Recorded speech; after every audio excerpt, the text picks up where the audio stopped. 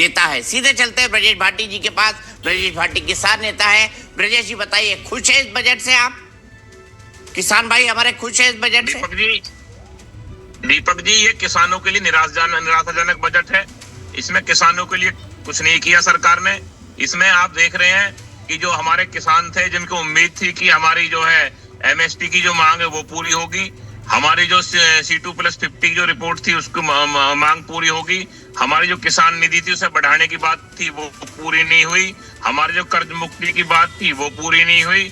इस बजट में किसान के लिए कोई भी ऐसी चीज नहीं की है जिससे किसान ये कह सके कि ये बजट हमारे लिए है। ये किसानों के लिए निराशाजनक बजट है। इस बजट में किसान नाम के शब्द को मिटा दिया गया है। आप देख रहे हैं कहीं भी किसी प्रकार से आप ये कह रहे हैं कि छोटे किसानों को जो हम लाभ देंगे, आप मुझे बता दें इन्होंने क्या इसमें लाभ दे दिया। लगातार प्रधानमंत्री कहते हैं कि मैं देश के किसान का सम्मान करता हूं। जब हम 13 महीने आंदोलन करके दिल्ली के बॉर्डरों से लौटे थे तो 2022 में किसानों के लिए कहा था मोदी जी ने कि आपकी आय दोगुनी हो जाएगी। आज हम 26 में बैठे हैं, हमारी कौन से किसान की आय दोगुनी कर दी? इन्होंने कौन सी फसल पे हमें एमएसपी दे दी? इन्होंने कौन सा कर्ज मुक्त कर दिया? एक भी योजना किसान के लिए अब की बार बजट में नहीं लाए हैं। बार बार सभी मीडिया चैनल्स ये दिखा रहे थे, ये कह रहे थे कि अब की बार किसानों की निधि को 6,000 से बढ़ा के 9,000 कर देंगे। हमने मांग की थी 15,000 हो जाए, लेकिन उन्होंने 9 भी नहीं करी। 6,000 में किसान, हम ये कह रहे हैं आप किसान निधि मत दीजिए हमें, आप हमारी आय दोगुनी कर दीजिए।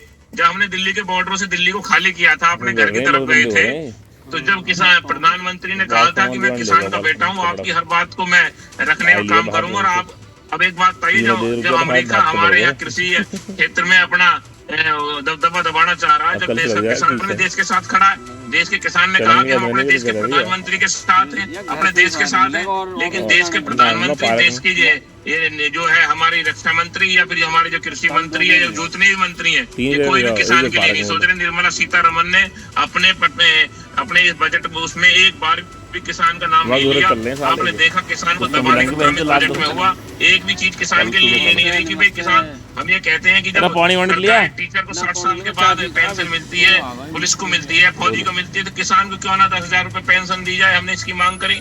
हमने ये मांग करी भी किसान जो हमारे खेत में काम करता है, सांप काट लेता है, बिजली से मर जाता है, उसकी क्या योजना है? इन पे पास कोई किसान के लिए नहीं है। किसान इनकी डिक्शनरी में है ही नहीं। किसान शब्द को इन्होंने मिटाने का काम किया है और पूरे बजट आपने पढ़ा है और हम भी पढ़ लेंगे। इसमें कहीं भी किसान के लिए कुछ नहीं किया है। आप बात कर रहे हैं, बिहार में चुनाव था, बिहार में इन्होंने पिछली बार जो है मखाने की कीमत बढ़ाई। अब इनके जो है पूर्वांचल इसमें साउथ में चुनाव है बंगाल में, तो वहां पर ये हम मान रहे हैं वो भी किसान हमारे भाई हैं, हमारे अपने देश के निवासी हैं, अपने किसान हैं। लेकिन आप देखेंगे जो और ऐसे सारे राज्य हैं जिनमें किसानों के लिए कुछ नहीं किया। वहां पर ये नारियल को बढ़ाने की बात कर रहे हैं, ये बादाम खेती की बात कर रहे हैं, लेकिन कुछ भी नहीं है। ये सरकार का जुमला है, ये डिमोशन में बजट है, इसमें कुछ नहीं है। इसमें नए गरीब तबके को दबाने का काम किया है। सोना चांदी के रेट इतने बढ़ गए हैं कि जो हमारे परिवारों में शादियां होती हैं उनमें सोना चांदी कहाँ से करेगा किसान?